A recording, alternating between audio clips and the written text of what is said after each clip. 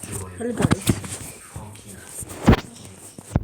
parfaite santé. Cette Hello. naissance Hello. exceptionnelle aux États-Unis attire l'attention Hello. médiatique. Sheila passe dans le journal, Yes, à la it's radio, starting. et propulsant I know sa my belle voice. les projecteurs. Sheila So you guys, entourée de today soutien de ses proches et du we're voisinage, playing se sont comblés de bonheur.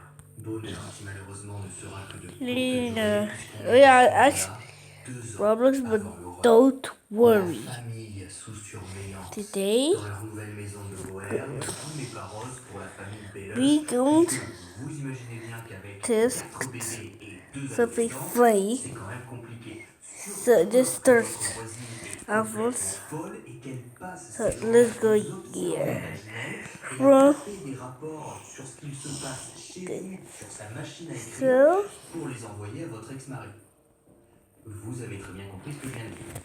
Stevie et Daryl étant en pleine crise d'ado, Jenny fait asseoir son autorité. Si bien que lorsque les adolescentes font une bêtise, Sheila utilise Jamie comme menace parce que elle veut pas lever la main sur ses enfants. Et elle ne peut pas utiliser Allen comme menace parce que ce dernier leur passe absolument tout et met tout en œuvre pour que les adolescentes veuillent être avec lui le plus possible. Et c'est sur Daryl que ça marche le mieux parce que Stevie ne voit plus du tout son père. Petite parenthèse sur l'adolescente, mais Stevie d'ailleurs, c'est vraiment celle qui est la plus proche de sa mère. Elles aiment faire du shopping, sortir entre filles. C'est vraiment une relation de meilleurs amis. Et en cherchant des images et des vidéos pour vous illustrer cet HVF, je m'en suis rapidement rendu compte puisqu'on a beaucoup de photos dans lesquelles Stevie et okay, we have the first one.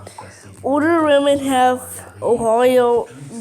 Yeah. Rejetée par son père biologique, mais maintenant qu'il la traite comme une princesse, elle va pas s'en priver. Elle va donc régulièrement rendre visite à son père et va même jusqu'à dire de Maureen, sa belle-mère, commence à avoir des And we are by the school. part d'une visite de Daryl chez Pat alors qu'elle venait de se disputer avec sa mère.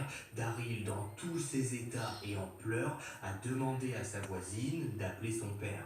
Allen, we just called it so many times. Tu n'en reviens pas de voir un père So, attentionné, si bien qu'elle le trouve bien meilleur père que Sheila n'est mère. Alors, pour le contexte, Pat, c'est vraiment pas le genre de voisine que vous avez envie d'avoir, puisqu'elle n'a rien d'autre à faire de ses journées que de surveiller le voisinage, et ça, Sheila l'a bien remarqué, donc depuis qu'elle lui a dit de se mêler de ses affaires et de laisser ses enfants tranquilles, Pat a décidé de ne pas lâcher les Belloch. Après quelques heures autour d'un café suite à l'appel, Pat est conquise par Allen et pense évidemment que Stevie et Daryl seraient bien mieux près de lui. Allen va donc demander à Pat, la voisine, de continuer d'observer la famille et de noter tout ce qui pourrait ressembler à de la maltraitance. Pat, la voisine, elle prend ça comme un emploi à plein temps. Elle prend des photos et elle envoie tous ces documents à Allen qui décrivent heure par heure ce qu'il se passe dans la maison. À tel point qu'Allen va tellement prendre la confiance qu'il va aller voir Sheila avec ses rapports qui ne valent pas grand-chose et lui dire « Voilà, si tu ne me donnes pas un meilleur droit de visite concernant Stevie et Daryl, je dépose plainte pour maltraitance. » Okay, let's do this again. And now we're about to trim the one. I didn't make it in the Histoire officiellement de calmer Sheila. Voilà, donc je résume. Allen abandonne à ce moment-là ses droits parentaux. Il n'est officiellement plus le père de Stevie et Daryl.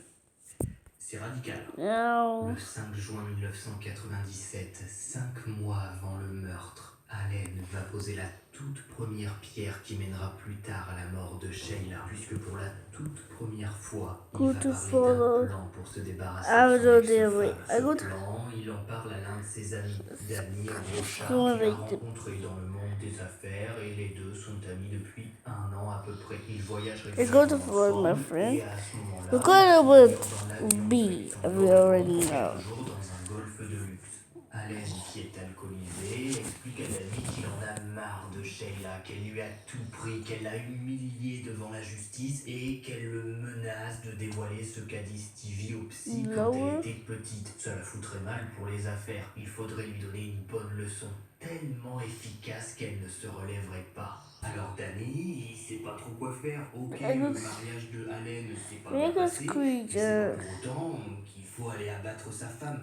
Sauf que quand Allen lui propose 25% d'un golf de luxe, qui lui assurerait donc une rente pour le restant de ses jours, Danny se dit que Geppo ça pourrait and quand même être une bonne affaire. Donc il garde la discussion dans sa tête tout au long du week-end. Geppo Au mois d'août, Danny discute avec l'un de ses amis qu'il s'est un peu simplé. Bon, le type est pas bête, hein, c'est juste pas le pingouin qui glisse le plus loin. Ce garçon, il s'appelle Sammy Gonzalez, mais refuse tout de suite d'aller frapper une femme, voire pire, jusqu'au moment où Danny lui promet 10 000 dollars. Ah bah là ça change tout, hein. Pour 10 000 dollars, Sammy il abat n'importe qui. Danny en parle alors à Allen, qui accepte de donner 10 000 dollars à Sammy et 25% des parts d'un golf de luxe à Danny. Dans le même temps, la famille Belush est toujours observée par Pat. Allen a également engagé un détective privé. Il a la haine depuis que Sheila l'a menacé devant la justice. Il ne veut pas laisser passer ça. Le 31 août, Pat, la voisine, rapporte que Sheila hurle sur Daryl, lui ordonnant de ne plus sortir de la maison. La colère de Sheila est légitime. Elle vient d'apprendre que sa fille doit toujours aller en cachette malgré la décision de justice. What would they say? Plus son père. Suite à l'altercation, Daryl se précipite chez Pat, qui s'empresse de photographier des marques de coups sur son corps et de les envoyer à Allen avant d'appeler les autorités. Sheila n'a pas la force de nier qu'elle a battu sa fille. Elle est placée en garde à vue pour maltraitance. C'est Stevie qui se retrouve seul avec les quadruplés puisque Jamie est à ce moment-là en Floride, muté pour le travail. Sheila et les enfants doivent le rejoindre prochainement. Les services d'aide à l'enfance ne constateront aucun mauvais traitement sur Daryl. Okay, 2 stories. L'enquêtrice d'aide à l'enfance recommande un non-lieu. Sheila est libérée rapidement, Daryl est rendu à sa famille et tout le monde est à rejoindre Jamie en Floride. Le déménagement se fait d'ailleurs en secret. Les Belush sont partis qui ne veulent pas informer Allen du départ. Le 6 septembre 1997, 2 mois avant le meurtre, aidés de quelques proches, la famille charge leurs affaires dans un pick-up, une camionnette et une remorque et à ses amis entament les 1800 km jusqu'à Sarasota. Là-bas, Daryl sera placée en foyer puisqu'elle ne veut plus vivre avec sa mère et préfère son père chez qui elle ne peut pas aller vivre puisqu'il a renoncé à ses droits parentaux. Quand Daryl ouvrira les yeux sur qui est vraiment son père, il sera déjà trop tard puisque dans 1 mois, sa mère sera morte. That's kind of cool animation though. Very cool animation. De waardering van je gasten, dat is heel voelbaar. Dat is Wat is er zo? ja. The last one. Novembre 1997.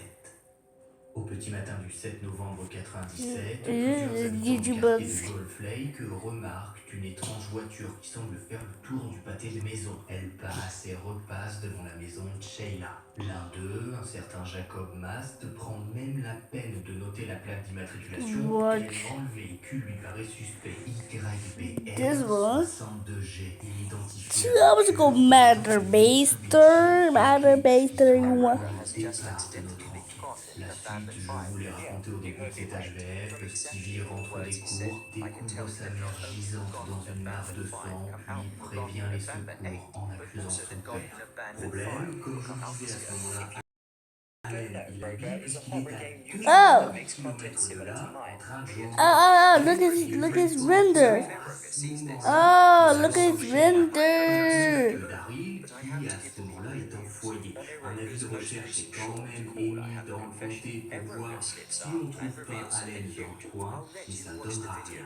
Jamie, qui n'était pas loin, remonte que le message envoyé par les autorités lui a laissé penser qu'un de ses bébés s'était blessé à la piscine. C'est seulement lorsqu'il sort de la voiture et qu'il voit l'armée de secouristes et il apprend la mort de sa femme. Sur les vidéos d'époque, on peut voir Jamie serrer Stevie dans ses bras. Deux enquêteurs sont dépêchés sur le lieu du crime. Ron, Hamilton et Chris ignoraient tous deux et sont absolument horrifiés en découvrant la scène de crime. Du sang était allé sur le carrelage Yeah. juste Oh my dans god. la buanderie. Sheila semble avoir été touchée dans un premier temps par une balle alors qu'elle était justement dans la buanderie. Le tueur s'y est sûrement faufilé discrètement et a attendu que la mère entre dans la pièce. Une serviette est d'ailleurs retrouvée et a servi de silencieux au tueur. Le scénario se dessine rapidement. Sheila entre dans la buanderie avec 4 enfants. Elle a régulièrement besoin de faire du linge. That is awkward. Plusieurs minutes maintenant. Il a pris le premier truc à sa disposition pour faire un silencieux et a mis une serviette autour de son canon. Alors qu'elle est en train de faire son linge, Sheila entend du bruit. Elle se retourne d'un coup et se retrouve face à face avec son tueur. Est-ce que l'homme est cagoulé? Est-ce qu'elle le connaît? The window looks very good, Mr. Scoop. I think after releasing everything, like, was like, it's like plugging plugs title like screen says. Yo, but I don't know. I think like more important. Like more. What is brushing at? Son corps est trop faible, le cerveau ne suit plus. Elle a à peine le temps de jeter un dernier regard à ses quadruplés qui sont dans le salon et aperçoit son tueur s'approcher d'elle avec un couteau. L'homme lui met alors plusieurs coups mortels histoire de s'assurer de sa mort et s'enfuit. Les premiers soupçons mènent tous à And ce guys, qui aurait pu commanditer le meurtre. bye, but and this time we're going to be over. But wait. Hopefully we get 300 subscribers. Do not miss, so subscribe.